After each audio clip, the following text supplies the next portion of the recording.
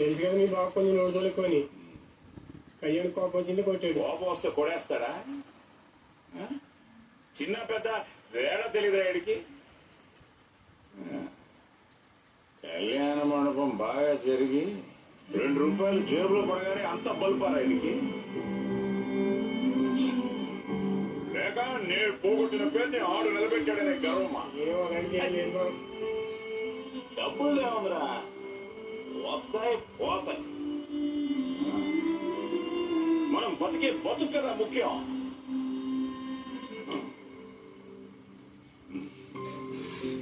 నేనెంత పోగొట్టినా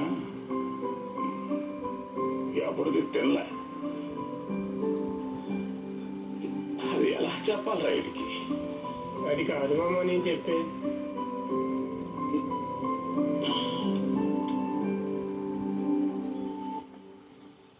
వాళ్ళ అమ్మదేం పోయిందన్నా?